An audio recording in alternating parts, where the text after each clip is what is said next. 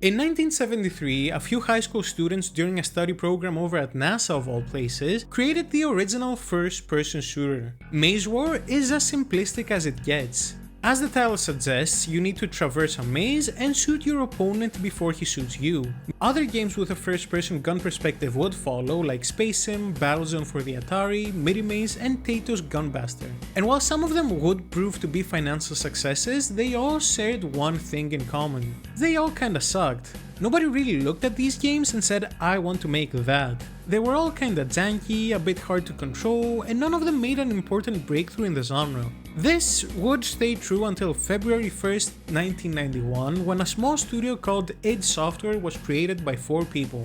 Spearheaded by programmers John Carmack and John Romero, game designer Tom Hall, and artist Adrian Carmack, id would set out to change the gaming industry by releasing Commander Keen and Invasion of the Vorticons, an alright 2D side-scrolling platformer.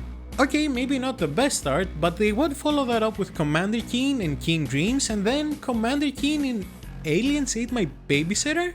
id would release 9 games in 1991, none of them really setting the world on fire.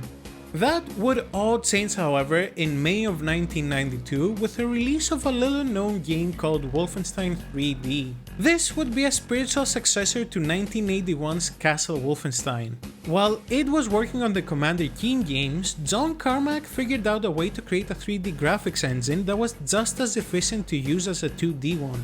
Wolfenstein 3D would be id's first major game using that engine, and it was a massive hit. It sold 250,000 copies by 1995, and it set the baseline for all first-person shooters. It was the first game to combine fluid movement across a 3D space alongside great shooting mechanics for its time. But still, something was missing. Looking at its gameplay now, it seems to lack a bit of energy. A lot of the environments and enemies are a bit samey, and in general, it feels as if this formula needed just a few tweaks to really blow up.